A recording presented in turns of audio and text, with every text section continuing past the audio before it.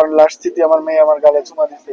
সাইমা বড় হয়ে ডাক্তার হওয়ার ইচ্ছে ছিল, সবসময় বলতো যে আমি ডাক্তার হবো। আমি দৌড় পেরে গেছি, আমার ঢুকতে দেয় না, ভিতরে ঢুকতে দেয় না কেউ। আমি ওই দিক দিয়ে ঢুইকা পিছন দিয়ে ঢুকছি, ঢুইকা ভিতর দিয়ে কিছুই নাই, শুধু আর কি কয়লা ছাড়া কিছুই ছিল না ভিতরে।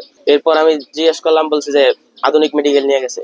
ওই জায়গায় দেখলাম সাইমাকটা, ওনারা বললো যে ইয়ে নিয়ে গেছে ঢাকা মেডিকেলে, ওই জায়গায় নিয়ে গেছে। ওই জায়গায় গেছি, ওই জায়গায় সব জায়গায় খুঁজছি, 15টা হসপিটাল দেখছি, কিছুই হয় নাই, পাই না। ম্যাডামদের আস্ক করছি আপনারা বলেন কোথায়, আপনারা তো জানতে পারেন। ওনারা বলে আমরা কিছুই জানি না, তোমরা খুঁজে নাও। পরে আমার আম্মু জিজ্ঞেসছিল ম্যাডামদের, কিন্তু ওনারা বলে নাই, ওনারা বলছে যে জানি না আমরা। পরে আমি আর কি, আমার দুলাভাই আছে একটা, উনি আর কি সেনাবাহিনীতে জব করতো, ওনাকে আমি বলছি যে সিএমএস হসপিটালে দেখতে। পরে উনি আর কি দেখতে দেখতে পরে 8টার দিকে যে বললো যে ওর মাথায় কি কি পড়া ছিল।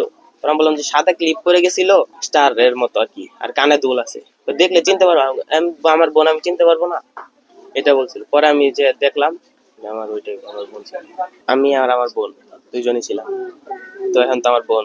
প্রতিদিনই 7:30টায় বাসা থেকে বের হয়, 7:30টায় বের হয়, 1টা বাজে শেষ হয়, 1টা থেকে আবার 3:30 পর্যন্ত কোচিং। একবারে 3:30টায় আসে, সকালে যায় 7:30টায়, 3:30টায় আসে। আমি কালকে ঢাকায় ছিলাম না, আমি ঢাকার বাইরে গেছিলাম। আমার কলিগ ফোন করে বললো যে বিমান বিধ্বস্ত হয়েছে স্কুলে। পরে যায়, আর পরে আর কোনো হদিস পায় না। সারাদিন খোঁজাখুঁজির পরে আমরা রাতের 8টার দিকে নিউজ পাইছি যে আমাদের মেয়ে সিএমএস মর্গে আছে। পরে আমার ছেলে যে লাশ শনাক্ত করছে। শেষ কথা, আগের দিন রাত্রেবেলা আমার সাথে আমার মেয়ে আমার সাথে শুইছে, আমার চুমাইছে আমার মায়ে। এই আমার লাস্ট স্মৃতি আমার মার সাথে। এর হায়াতে তো দূর রাখছে, আমি আসলে কাউকে দায়ী করতে চাই না, আমার কপালে আসছিল ওইটা। আমরা সিএমএইচ এর দিকে যে খবর, সিএমএইচ এর কিছু হচ্ছে পেশেন্ট বা এখানে ইমার্জেন্সিতে হচ্ছে নেওয়া হয়েছে। তো এখানে যাওয়ার পর আমরা সিসিইউ তো সব জায়গায় আইসিইউতে খোঁজ খবর নিই।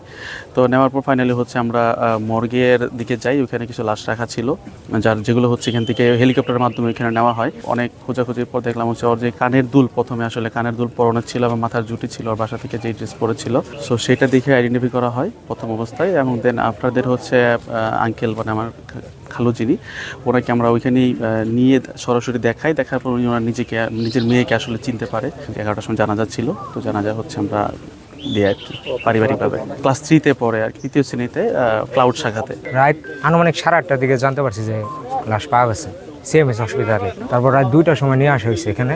কালকে সারাদিন খোঁজাখুঁজি করছে, পাই নাই। পরে কোনো ওই অন্য কোনো হসপিটালে পাই নাই, সিএমএস হসপিটাল যেটা পরে সর্বশেষ সব দিকে খোঁজাখুঁজি করে পরে ওই জায়গায় পাওয়া গেছে। একটা ছোট মেয়ের সম্ভাবনাময় একটা জীবন, সেটা অকালে নষ্ট হয়ে গেল। এটা একটা দুর্ঘটনা, এটা তো কাউকে দায়ীও করা যায় না, এটা যান্ত্রিক দুর্ঘটনা। ওই তুই আমার দূরে গেলি, আমরা দুজনে এক লগে স্কুলে যাইতাম। আল্লাহ রে, ও